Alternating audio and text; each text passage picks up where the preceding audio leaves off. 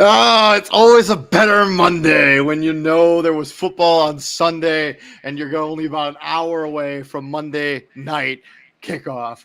Welcome into another edition of Prime Sports World. On today's episode of Prime, we're going to recap week one so far, obviously, and get you guys up to speed until we get to Monday Night Football. So please like, share, and subscribe to the podcast. We run episodes almost every single day. I'm David Hubbin. Right there is my co-host, Mr. TJ Hopkins. We'll see how many other analysts try to trickle into the show, but probably it'll just be me and TJ. Welcome into the show, TJ. Happy Monday, my friend. How are you? Victory Monday is always good. Oh, yeah, Victory Monday. Let's go. Bears now, baby. Not only Victory Monday, NIU, baby. Biggest win in school history. That is beautiful. I put my little husky bobblehead on my desk in my office, and I'm like, yeah, let's go, because I got a lot of Notre Dame fans in my office. Oh, I bet they were really quiet.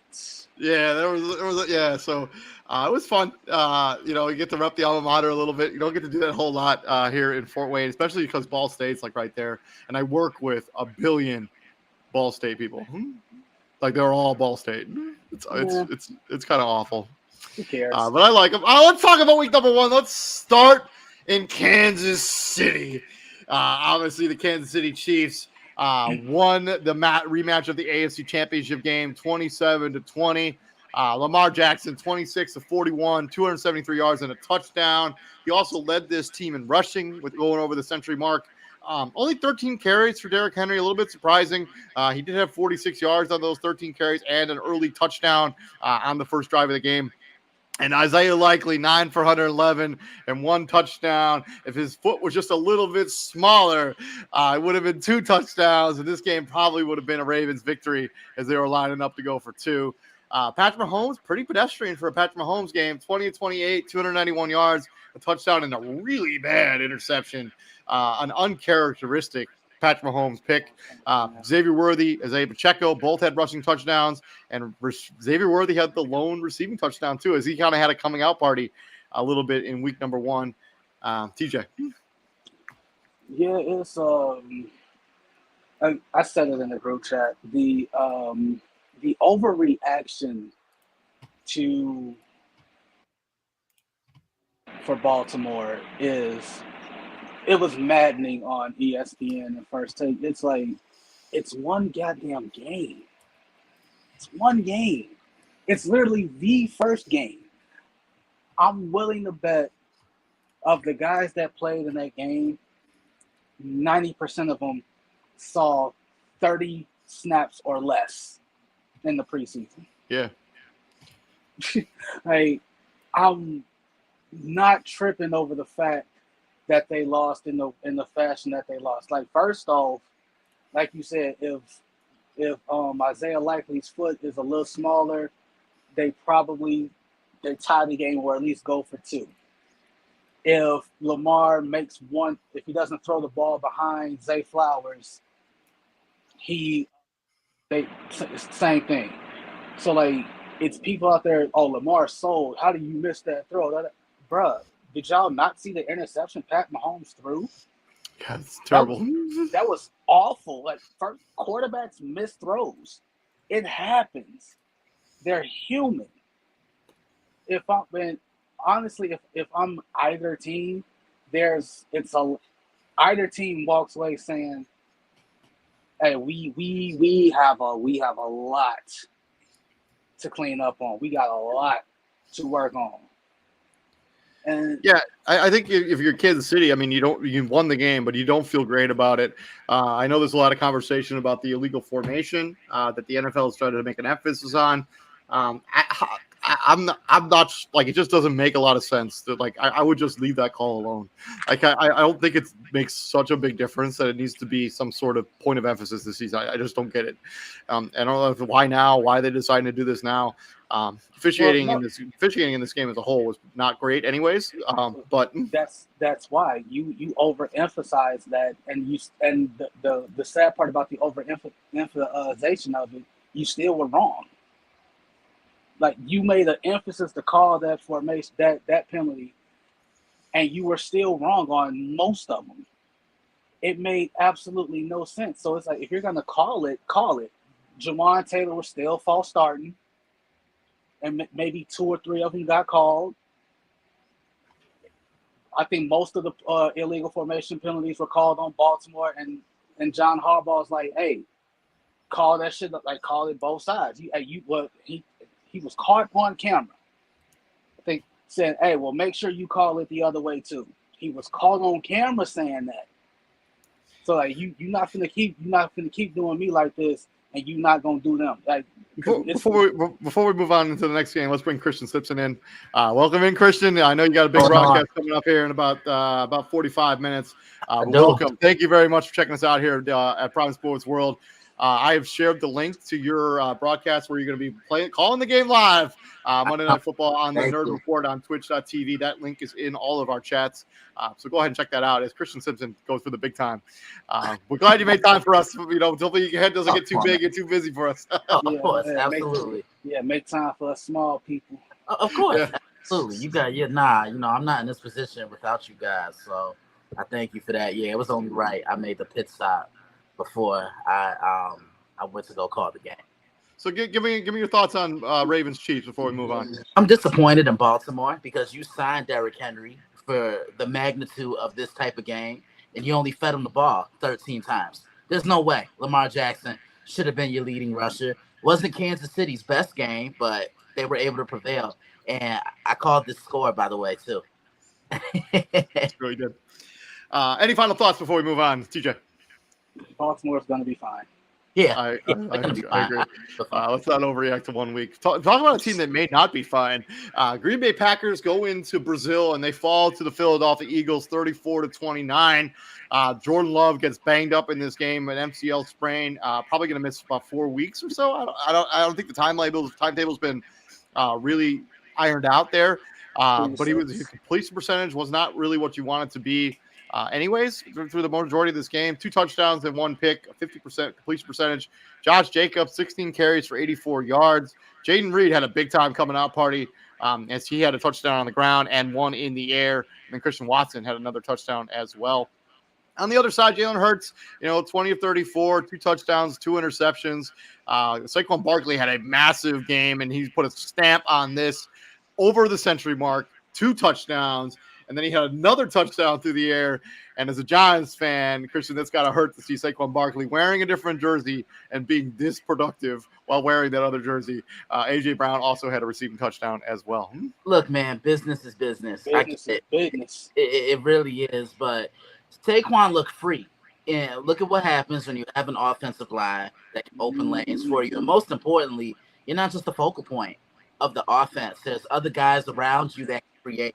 As 3 serviceable receivers. I thought the Jahan Dotson move was sneaky good. You have Dallas Goedert, you have A.J. Brown, and you have Devontae Smith.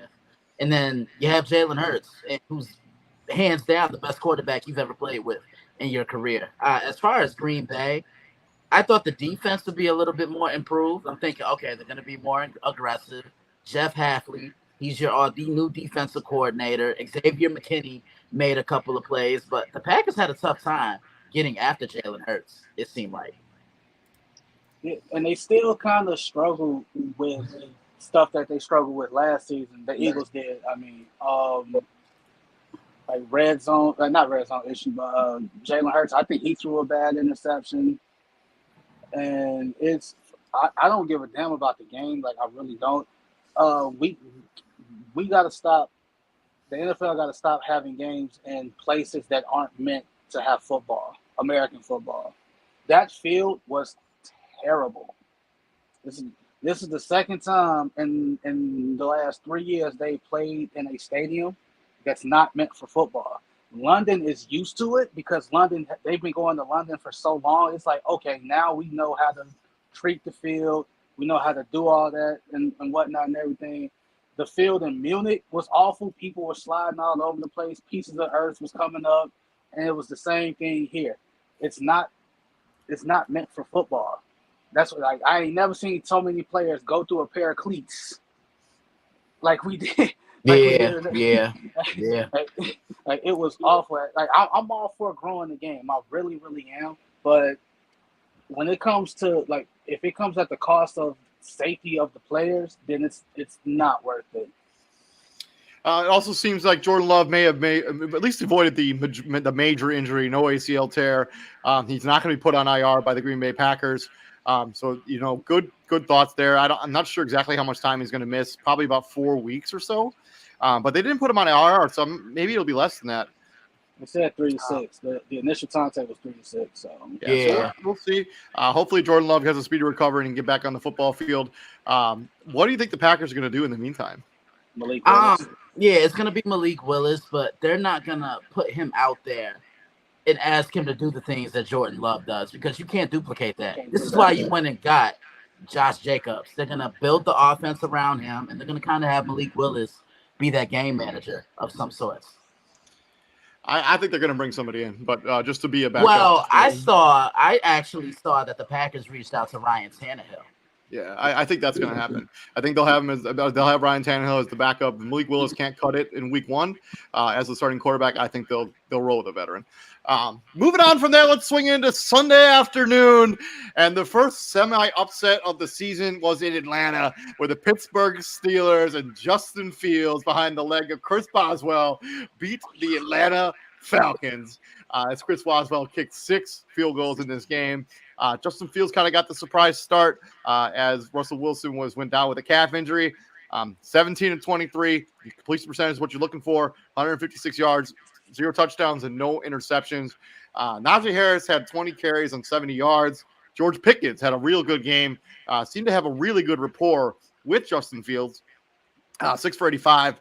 Kirk Cousins, an up and down first start for Atlanta. More down than for sure up. Through 2 bad interceptions that basically sealed this game for the Pittsburgh Steelers. Bijan Robinson, 18 of 68. It's clear he's going to be running back 1 here in Atlanta with Tyler Algier only getting 3 carries. I was going to say running back 1 over who? Like, who else? Well, Tyler Algier had a lot of carries last season, and I don't think that's going to be as big a factor this season. Bijan was RB1 last year. What did you say? Anyways, the receiving core, you kind of expected more out of this receiving core. Kyle Pitts got into the end zone, which you like to see, but Drake London, Darnell Mooney combined for 3 catches for 30 yards in this game. Mm-hmm. Yeah. David, I told you said the Falcons, and I said that Steelers defense, they were going to come ready to play. And boy, did they. Yeah. I mean, and what did you say? You said something last week when we did the preview show. You said Kirk Cousins could have some growing pains, and this is not the defense. That was me. Right? Yeah, whatever. David, you said what you said. But they just asked Justin Fields to be game manager. They didn't need him to go out and win the game with his arm, his legs, or his athletic ability because that defense and special teams really did the job for them. And everybody clowns. It's people out there still clowning Fields for whatever reason. The most important stat at the end of the day, David said it. No turnovers, and they got to win. Yep. And this is also one of the top 3, maybe 5 secondaries in the league, and he threw 6 incompletions against one of the top secondaries in the league. So I think it says more about Atlanta that you lost to a team that kicked off field goals versus you trying to clown the guy who did what he did and got the win. But I said it. Teams like Atlanta, teams like Chicago, that they are just built like how they are. It's going to be some growing pains. Kirk Cousins didn't play a lot, if at all. He didn't play at all. He didn't take a snap in the preseason. So it's like you put him out there, and his first snap coming off an injury, by the way. Oh, your line just has to block TJ Watt and the people that come with him. I mean, if there wasn't for that offsides penalty on TJ Watt, we were talking about him getting another strip sack. Like, he just came to play, man. Like, he is. Yeah, he's pissed off because he felt he should have won Defensive Player of the Year last year. All I'm gonna say is anyone that's in his path, beware. Yeah. Swinging in from there, let's talk about the Arizona Cardinals, who had an early lead against the Buffalo Bills, 17-10 at halftime. I think this game was like 14-0 at one point early on. Buffalo comes storming back, scoring 24 points in in the second half. They win 34-28. This game made me super nervous because I already lost one of my survivor picks. Thanks, Cincinnati. And then Buffalo. I'm like, man, am I going to lose them both in the first week? Like, that would be tragic. Kyler Murray played a pretty good game here. 21 of 31, 161 yards in that touchdown. James Conner had really high usage rate, either in the through the running game or through the air. 16 of 50 and a touchdown. Greg Dortch ended up being the leading receiver for Arizona. A little bit surprising, given that they have Trey McBride and Maserati Marv, 6 of 47. And Michael Wilson caught the lone received touchdown for the Arizona Cardinals. Josh Allen combined for 4 touchdowns through the air and on the ground. James Cook had another 71 yards on the ground as well. And then Khalil Shakir and Mac Hollins caught the receiving touchdowns for the Buffalo Bills. And Keon Coleman was the leading receiver for the Buffalo Bills, and kind of a little mini coming out party for him. Yeah. One thing I noticed about Buffalo, I was really concerned about their defense because there's no Matt Milano. He's the man in the middle for the Buffalo defense. He's the quarterback of that defense, and Buffalo just struggled to really stop the run. I saw they made adjustments in the second half, but one thing I noticed that I wasn't really a big fan of was them rushing the passer, but every time they did it, they blitzed. You got to be able to get home with just 4 because teams pick up blitzes eventually. Other than that, Josh Allen to the rescue. They're going to have to build this offense. Stop me if you've heard that before. Yeah, right. They're going to look until Josh can get on the same page with these receivers. They're going to have to build this offense around 2 to 3 guys. That's James Cook, that's Dawson Knox, and that's Khalil Shakir.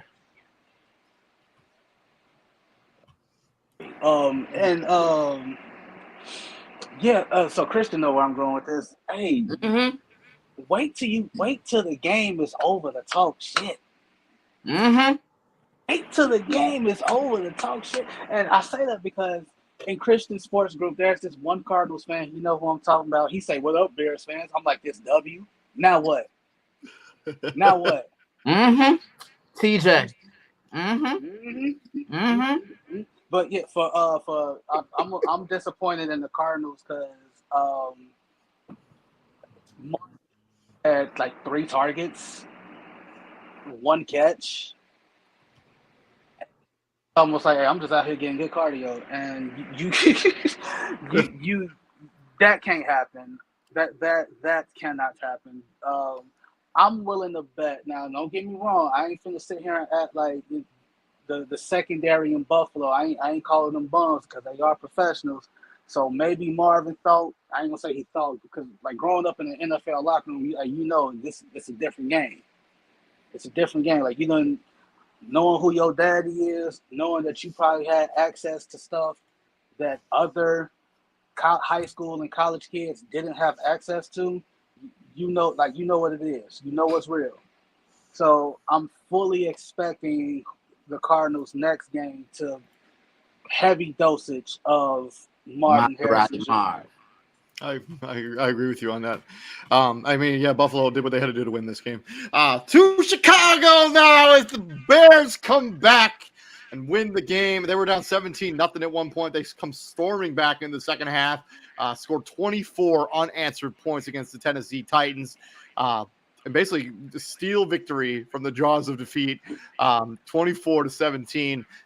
Caleb Williams was pretty up and down in this game. No touchdowns and no picks, so he didn't hurt them. But he, those big plays. He didn't have a fumble actually. But 14 of.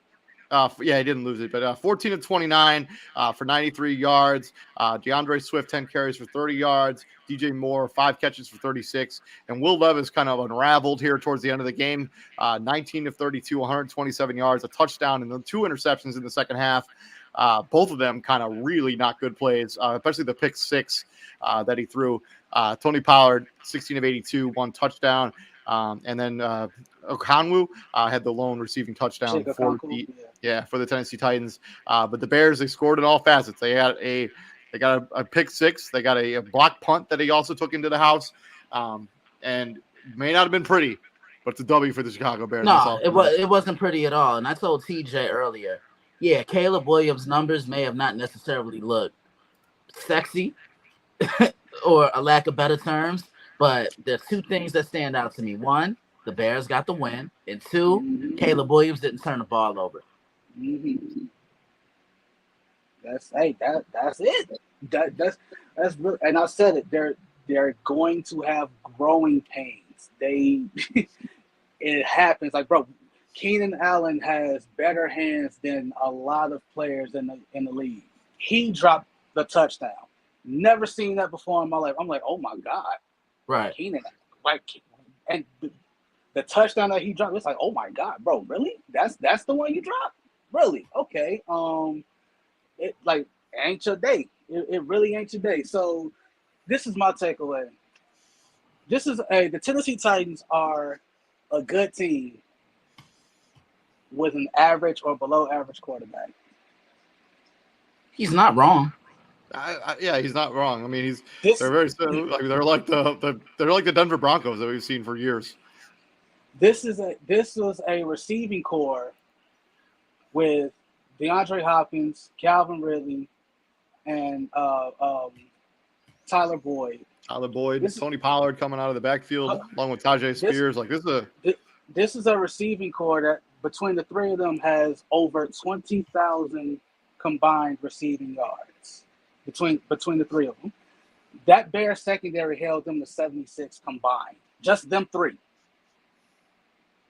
76 yards. Good team, average quarterback. He turned the ball over. The rookie didn't. It'd be like that. And obviously, if I'm the Bears, I know I see why I was at Texas and Michigan on Saturday. I see why I was at Florida State and Georgia Tech and Ireland in week 0. I see why I'm going to any Alabama or Georgia game in the upcoming future. My center got his ass kicked yesterday. My right guard got his ass kicked yesterday. Now, to be fair, everybody ain't got a Jonathan Simmons on the other side. But you can't get your ass kicked like that either. Like, there was a play where Coleman Shelton literally got his ass ran over. And the defender was in Caleb Williams' lap before he could even make a decision with the ball. And it's also a real promising fact that the Bears defense really turned the screws up on the second half. Didn't allow a single point. This Bears defense, was much improved in the second half. After Tennessee played pretty well in the first half, like they played well enough to win the game.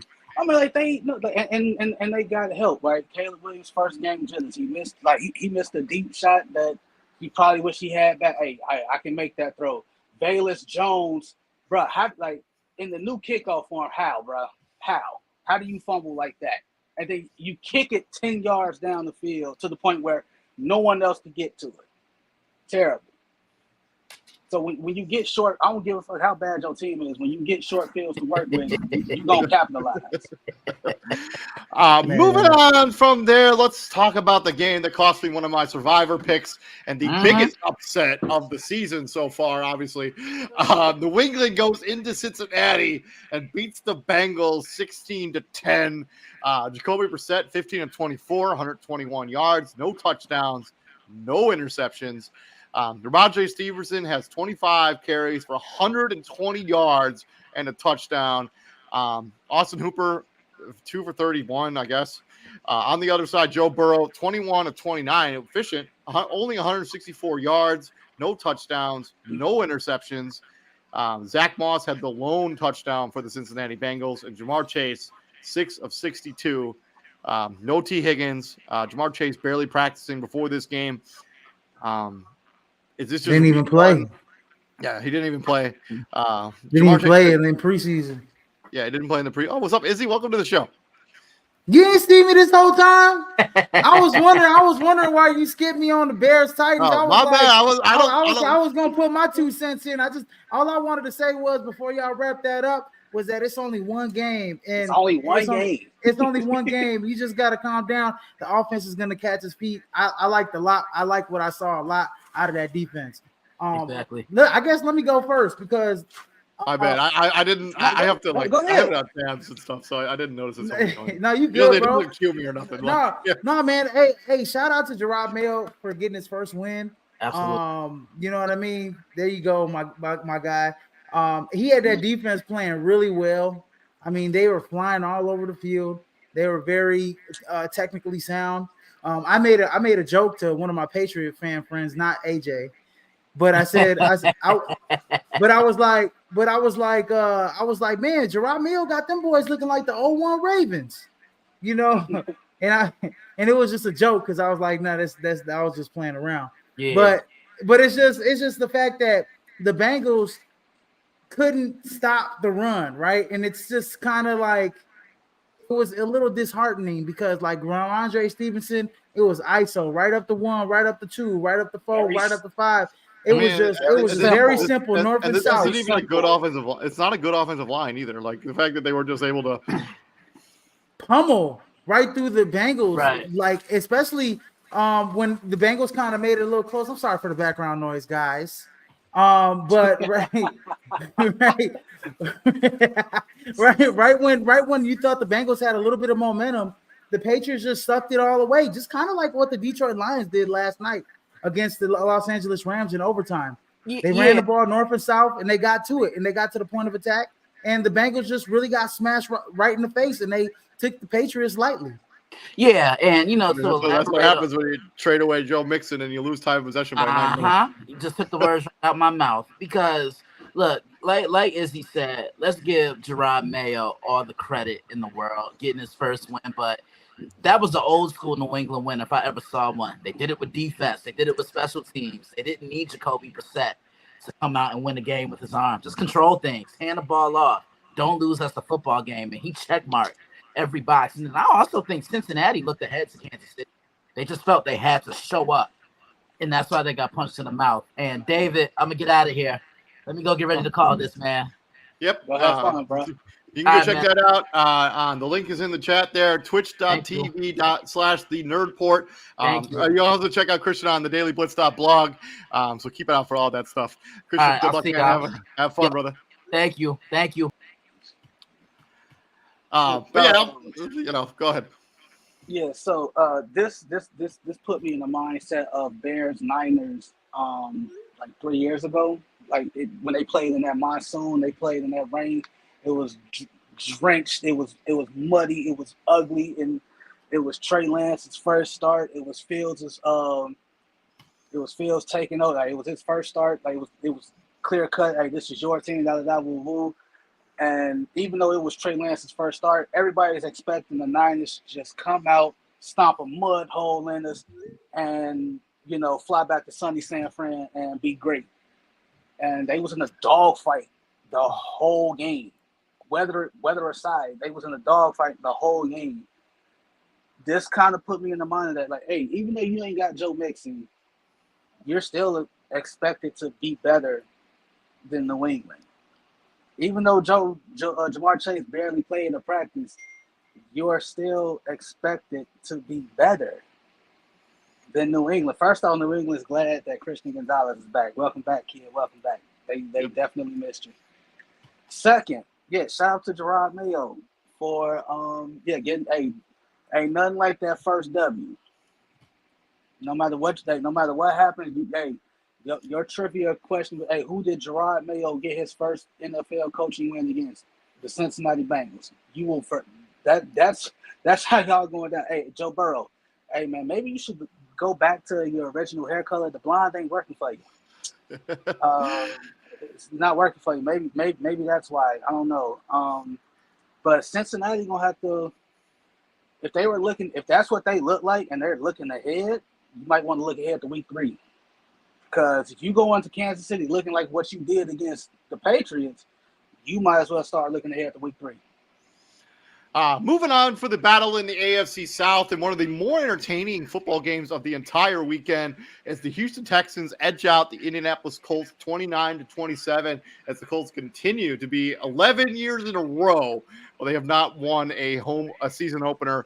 Tough. CJ Stroud was fantastic in this game. 24 of 32, 2 touchdowns, Joe Mixon put a stamp on this. 30 carries, Baltimore, for Joe Mixon, 159 yards and a touchdown. Stephon Diggs reminded you, hey, I'm still a pretty damn good receiver. 6 for 33, 2 touchdowns. Nico Collins went over the century mark. On the other side, Anthony Richardson played pretty well. Completion percentage not really where he wanted to be, but 9 of 19, 2 touchdowns and a pick. Anthony Richardson and Jonathan Taylor both had rushing touchdowns, and Alec Pierce and Ashton Doolin both had long touchdowns. One of 60 yards and the other of 54 yards. That one to Alec Pierce, that touchdown pass to Pierce was beautiful. He had a couple of them. He had a couple of real nice throws to Pierce. I mean, that Ashton Doolin touchdown was real nice too, like 54 yards. Yeah. Like, yeah, Alec Pierce is looking like I mean, him and Michael Pittman they look like those deep threats, those long rangey deep threats that could just go up and get the ball. Man, but I like what I saw at Anthony Richardson, man. He has a cannon for an arm. And obviously what we saw out of CJ Stroud, you want to see that out of your second-year guy. There are a lot of expectations, especially with all the talent that you have. I love the fact that he got his new wide receiver in the end zone twice. Nothing like building rapport with a guy like Stephon Diggs, right? And also, I mean, you got, Nico Collins involved. He was the leading receiver in terms of yards for that team. But everything what I saw out of both teams, actually, I like what I saw out of both teams, especially the Texans. But the Colts are definitely going to be a player. I think they're going to be a wild card team this year if healthy, if Anthony Richardson is healthy. And I do believe that this team could be dynamic. I mean, especially with Jonathan Taylor, running the football behind him. Now, David said 30 carries for Joe Mixon. I don't know if I want Joe Mixon to run the ball 30 times. If he can, golly, go ahead. But 33 combined touches through the passing game and the running game. Dude, if he can sustain that type of TJ, if that because Joe Mixon getting up there, if he can sustain that type of productivity, I mean, Houston's gonna be scary. But I don't know if I want Joe Mixon. Because it's a long season now. It's a long season now. You know what I mean? So we're gonna have to hold up there, Houston. Kind of spell him. Where's the second running back in that system? It's David Pierce, man. If he's ever gonna get out of the doghouse. Yeah, I know. But you know what? Like I said, I think the Houston Texans. This is their division to lose, in my opinion. And the Indianapolis Colts are right behind them. I think, especially if Anthony Richardson is healthy. I think this team can be a playoff team as well. But great game. This is probably one of the best games I've seen in the whole first week. You still see where another second-year quarterback, Anthony Richardson, you still see where he has to improve. Like, hey, touch, finesse. That's where you have to grow. Like that interception, you put a little too much oomph on that pass, and you sailed it right to the Houston Texans, right to them. Same thing like what Izzy said. If he can somehow stay healthy, the pieces are there. The vision is there. It just all has to mesh together somehow. And that catch that Nico Collins made to keep the drive going. Oh yeah, they're like tight. There was a tight window there. Man, dude, that was a thing of beauty, man. That was a thing of beauty. That catch right there, it's like you can't teach that. You can't teach that. But you also see like where you can get the Indianapolis Colts. It's like, all right, defense. If you need that stop, can you get me that stop? And obviously, Houston's not the team to be like, well, you can't get it because that's Houston. Houston's expected to be there in the long run. Moving on from this game, let's talk about the Battle of Florida as the Miami Dolphins come back from 17-0 at one point in the second quarter to erase that deficit and win this game on a Jason Sanders field goal at the Horn, 20-17. Trevor Lawrence a little bit inefficient in this game, 12 of 21, 161 yards and a touchdown. Tank Bigsby had more carries than Travis Etienne, which is kind of surprising to me. But Travis Etienne did have their own rushing touchdown. And then Brian Thomas Jr., welcome to the NFL, young man. He gets his first career NFL touchdown. On the other side, Tua Tagovailoa, 23 of 37, 1 touchdown. Jeff Wilson, leading rusher for this team, but Devon Achane had the lone rushing touchdown for this team. And then Tyreek Hill had the game-winning touchdown. What was it, like a 80-yard touchdown, 52-yard touchdown, I think. That was an 80-yard touchdown. That was an 80-yard touchdown. Yeah, to tie the game, 80 yards. Tyreek Hill had a very eventful morning, to say the least, and then he ends up getting the game-winning or game-tying touchdown. This is a good win for the Miami Dolphins. Resilient. I just think Calais Campbell was there too, and it's it's a mess, like you said. It's a whole lot. It's a whole lot to unravel there, TJ. It's a whole lot. We're not gonna get it. Like, let's just talk about the stuff on the field. Jacksonville again, get off to great starts, and you're up 17-0. I think you don't score again. You don't score anymore for the rest of the game.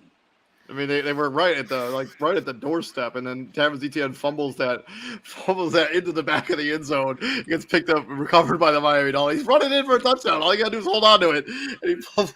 It's just such terrible luck. And you don't do it, and it's like come on, man. It's like dead ass. It's like seriously, of all the things for that team to happen to, it's not surprising that it happens to the Jags. But yeah, it's first off, Miami, way to bounce back, way to all that good shit. Don't fall down 17-0 to don't make it a habit, because there are going to be teams where you can't come back from against, and so on and so forth. Izzy. Oh, he went. Oh yeah, no, about this win, man. You know what? Jalen Waddle had a pretty damn good game as well. On top of it, I mean, this Miami team, we already know what they are, man. They're explosive offense. They were down, like you said, 17-0 to Jacksonville. Got off to a bad start, and they just picked up the pace. And that's what you expect out of this Miami Dolphins team. The one thing I do like is that the defense, I think, is a little bit better than what they were last season. I love that fourth down. I was on Twitter, X, or whatever, and I saw Emmanuel Acho break down a play that Jalen Ramsey made, where it was just like phenomenal, where he's got that fourth down tackle. That's a turnover on downs. I mean, that's the type of effort that you want to see out of this defense all year round, or all season long. Especially when we saw when they played in primetime games, the defense just was not up to the billing. Didn't live up to the billing. Mm-hmm. I think this year we're looking forward to that because we know what the offense could be. What's the defense going to be? And then also, Devon Achane, Raheem Mostert, I'm pretty sure they'll split the carries. Pretty sure it'll be the same thing as last year. But needless to say, who's going to get the ball when it's time to get the ball. You know what I mean? Like that running back when it's time, when it's like those prime time downs, a fourth quarter drive. Is Devon Achane going to be on the field, or is Raheem Mostert going to be on the field? Or Jeff Wilson Jr. I'd expect him to be as involved in the offense as he was. But it's not a bad problem to have, though. That's what I'm saying. No, it's not a bad problem to have. I think they're going to base that off of who's having the good game.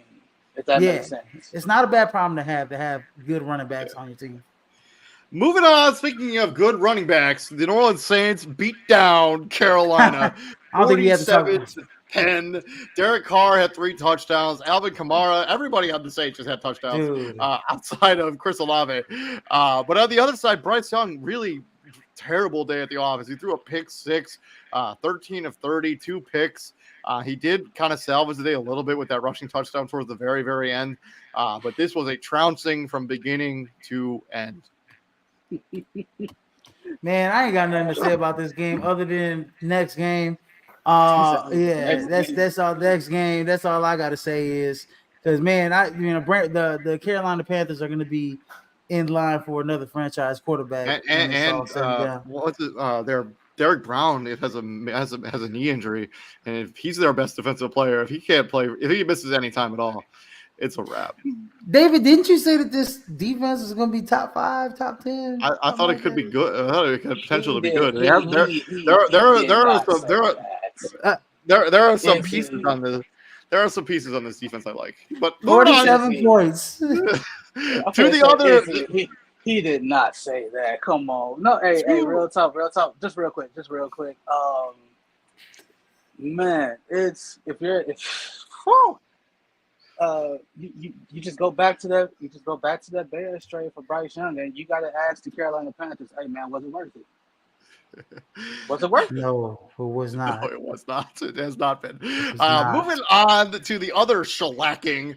The Minnesota went down to East Rutherford, New Jersey, and just beat the brakes off the New York Giants, 28-6. Dan Jones also threw a terrible pick six in this game. Sam Darnold was just fine in this game. 2 touchdowns and an interception. Justin Jefferson got in the end zone as they just walloped the New York Giants. Aaron Jones looked good too, boy. He did, yep. 14 carries for 94 yards and a touchdown, 6.7 yards per clip. But I don't know if this is more about how bad the Giants are as opposed to how good Minnesota is. Hey, since Daniel Jones signed that contract last he's thrown more season, pick sixes. He's thrown more pick sixes than he's thrown touchdowns. Yes. That's crazy. Yeah, 3 pick sixes. I saw that too. And it's yeah, dude, like Aaron Jones looked good, man. It's the Giants. First off, it's the Giants. And again, I don't care how good your defense is on paper, because they got some guys on their defense. But if you're constantly on the field, every damn breaks eventually. Every damn breaks. So like for you to try to throw a quick screen, and bro, first off, how are you late on a quick screen? Or was that just a spectacular play by the Viking defense? It's a bad sign when you're walking out of the stadium and you're getting called Danny Pennies instead of Danny Dimes. Hey, this is a situation where you got to ask yourself, you got to ask the New York Giants, you paid him over Saquon Barkley. Was it worth it?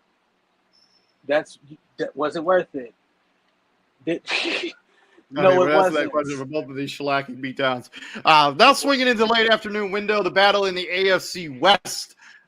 Jim Harbaugh and the Los Angeles Chargers get their first win of the season in beautiful SoFi Stadium, 22-10. And congratulations to Ladd McConkey, got his first NFL touchdown. Kudos to you, my friend, and congratulations to J.K. Dobbins.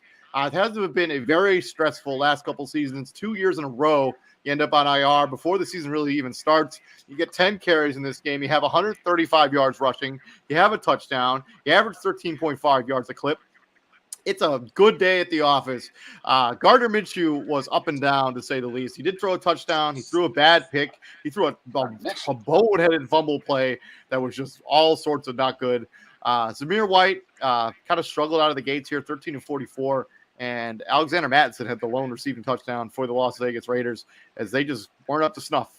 Couldn't handle the run at all.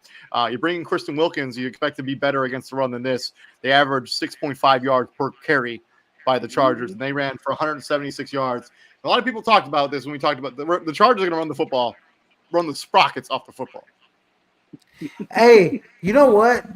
This game, it started out okay for the Vegas Raiders. They were able to kind of get into a rhythm. You know, I like what they were doing.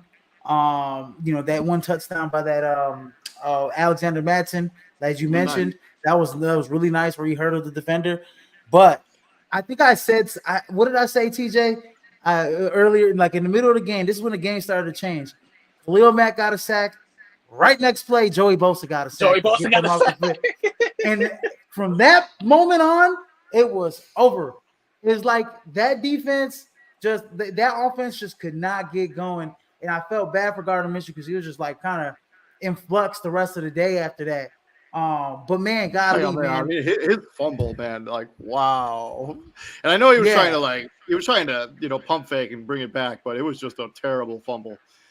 Oh yeah, it was a bad play. But hey, look, man, kudos to that defense. We all know what that defense could be, especially if both of those guys are healthy.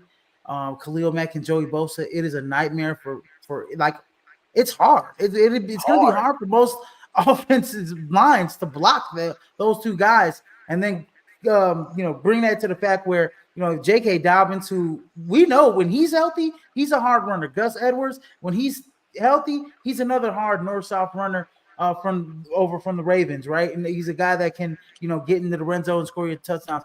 So, but the one thing is that like we said before the season, like who's gonna be the main guy when they load up 8 in the box? Who's gonna be the main guy that's gonna catch that football for the Los Angeles Chargers from Justin Herbert?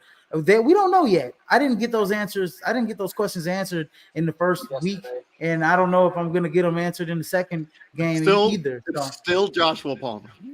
I don't. He's not a game changer. Not a game changer. Like that's why I was super surprised that they released Donald Parham, because it's like, what's the rationale behind that? But nonetheless, David, you kind of summed it up with your opening stanza. Like Gardner Minshew was up and down, because it's Gardner Minshew. Yeah. I mean, you take the good with the good Gardner Minshew with the bad. I mean, this is how it goes, man. He throws a terrible interception. He has a terrible fumble. He throws a really nice touchdown. Like that's the story of Gardner Minshew, and it's that's kind of what it's gonna be for the Raiders. And I think it's gonna be, and I think they're gonna be. I think they're gonna miss out on one of these quarterbacks unless they somehow land in the top 10 while they're right on the cusps of getting one of those guys. Hey, if I'm the Raiders, look, man. Okay, I may not suck enough to get Shador Sanders. I may not suck enough to get Quinn Ewers. I may not suck enough to get Carson Beck. But you know what? If I can get Jackson Dart, or if I can get Cam Ward, I'm happy. I'm happy if I can get Cam Ward. I'm happy if I can land outside the top 10, top 15. I get those two. Moving on to the NFC West versus the AFC West, with the Denver Broncos and Bo Nix's first NFL start. They fall to the Seattle Seahawks in Seattle, 26-20. Bo Nix, a rocky first start to say the least. He threw 2 interceptions in this game. He also had a rushing touchdown. Josh Reynolds was the leading rusher for the Denver Broncos. On the other side, Geno Smith had a touchdown and an interception. Kenneth Walker had a monster game, 20 carries for 103 yards. Geno Smith also had a rushing touchdown, so did Kenneth Walker III. And Zach Charbonnet had the game-winning touchdown towards the end there. But this was a pretty entertaining back-and-forth game. But yeah, Seattle kind of closed the door. And Tyler Lockett with that one-hand catch at the end to kind of seal the deal for the Seahawks. But hey, don't downplay Geno Smith's rushing touchdown now, David. He said, just a regular rushing touchdown. That wasn't no regular. That was a 30-yard scamper to the house.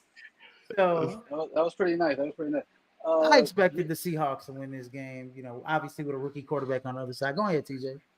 No, you said it. Like it's Bo Nix. It's your first. Again, David. Bo Nix had best looking rookie quarterback in the preseason. Yeah, he ain't played no fucking money. What's you see it now? Like, hey, that's not a third and fourth string guy trying to make the team now. That's Reek Woolen. That's Devon Witherspoon. You seeing them every time you snap the ball, they on the field too. Like they're here. They coming after you. The picks that you threw, bad picks. College, you get away with those. Why? Because you probably you're probably better than the opposition. NFL, no.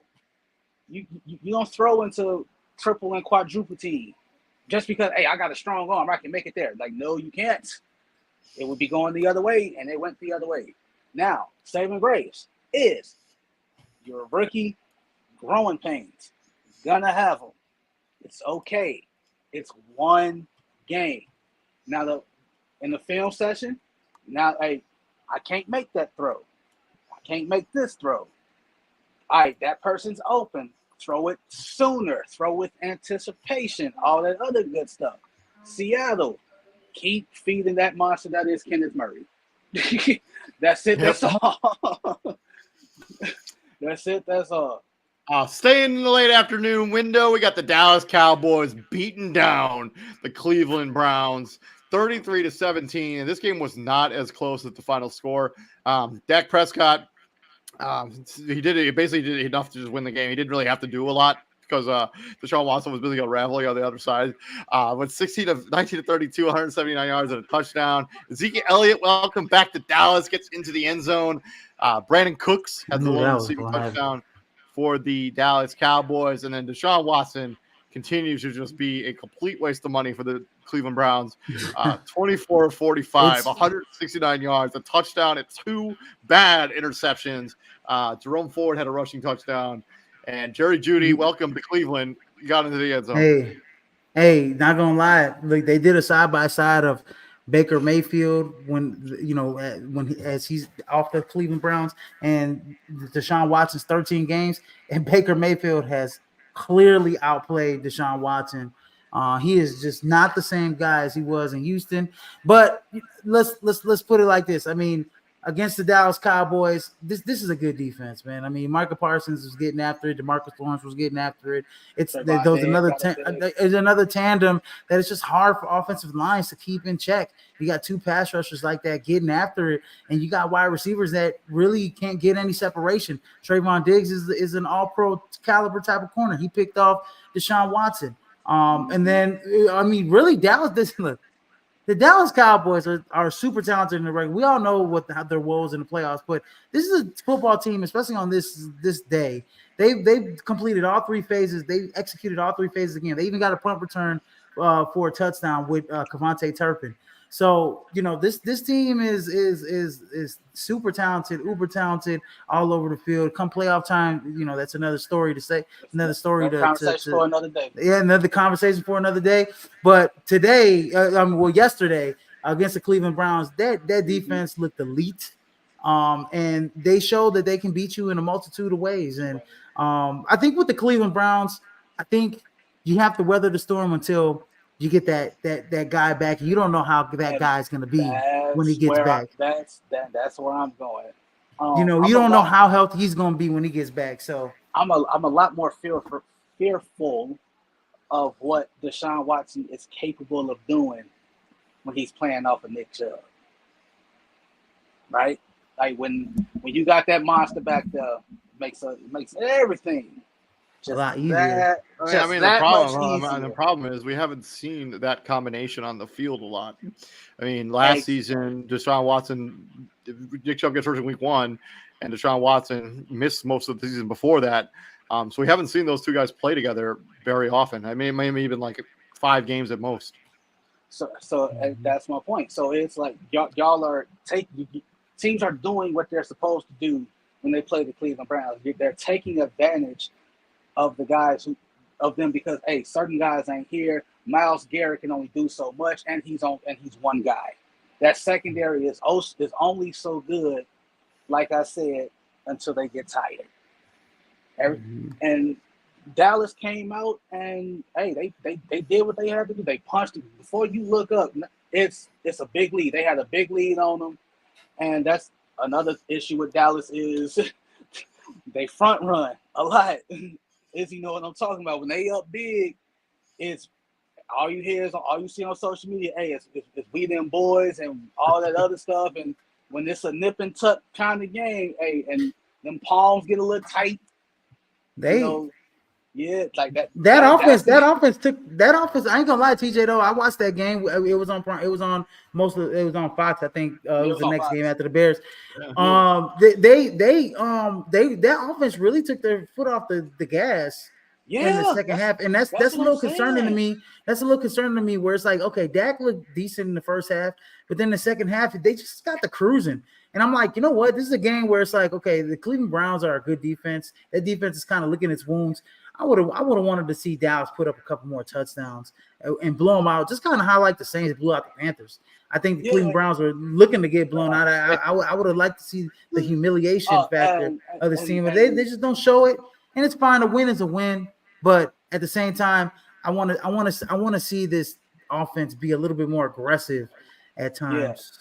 And another And Tom Brady, big shout Tom out. Brady did, wait, Yeah. shout out to Tom Brady. He did great. Tom Brady did great. First game in the booth, Tom Brady does Tom Brady things. He's great. Like, what is Tom Brady bad at this point? Moving on to the final game in the late afternoon window, Jaden McDaniels makes his first career NFL start, but he falls to the Tampa Bay Buccaneers 37-20, basically because the Washington Commander defense just could not stop the Baker Mayfield-led offense.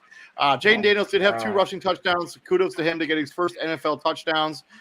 Brian Robinson had a rushing touchdown as well. Baker Mayfield had 4 touchdowns, 1 to Chris Godwin, 2 to Mike Evans, 1 to Jalen McMillan, as they just beat down Washington. Really, I watched this game. I watched all of this game. I had both games up. I had the Cowboys game up, and I had this game up.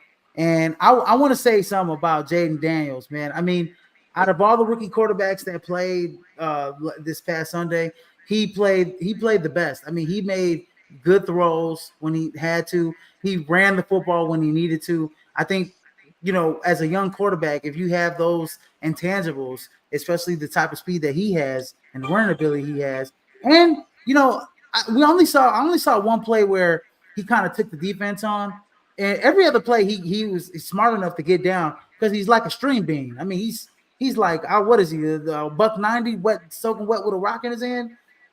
Maybe 2, if that. He's super skinny out there, but he's so fast.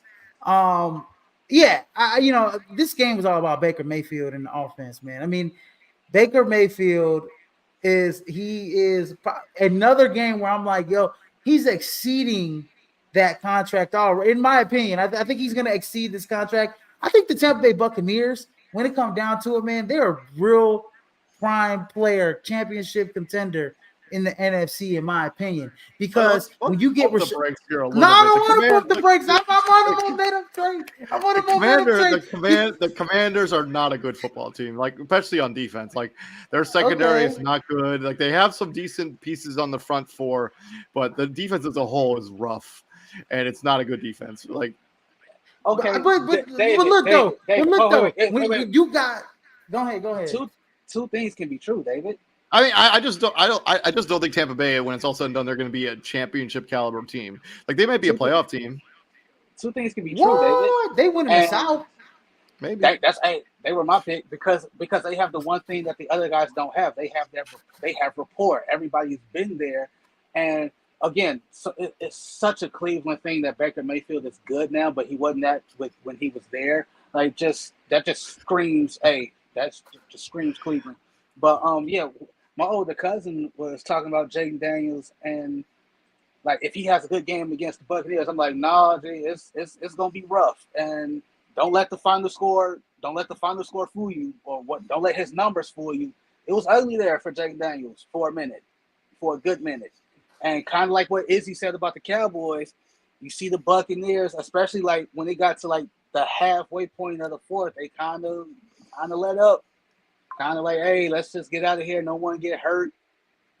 That kind of thing. Let's just make sure we gotta get out of here healthy.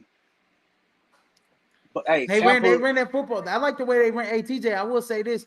I like the way they ran the football with Rachaad White and their other rookie, Bucky Irvin from Oregon. Man, I think that tandem. I mean, Bucky Irvin's a guy that can run outside, he can run inside. Then Rachaad White is a smash mouth north-south type of runner.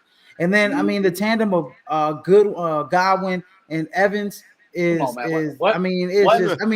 Baker Mayfield, man. What more can be said about them that hasn't been said already? Moving on, and he's just a magician getting out that pocket, getting yards on the ground as well. Moving on to the Sunday night football, the Detroit Lions welcome in Matthew Stafford and the Los Angeles Rams and win the game on a David Montgomery touchdown in overtime, 26-20. Stafford 1 touchdown, 1 pick. Kyron Williams had a rushing touchdown. Cooper Kupp had a receiving touchdown for the Los Angeles Rams. On the other side, Jared Goff 1 touchdown, 1 pick. David Montgomery, Jahmyr Gibbs both had rushing touchdowns, and Jameson Williams kind of had a mini coming out party in this game as he had the lone touchdown, a 52-yard bomb. Actually more of a run after the catch, but whatever it happens. James Williams gets in the end zone.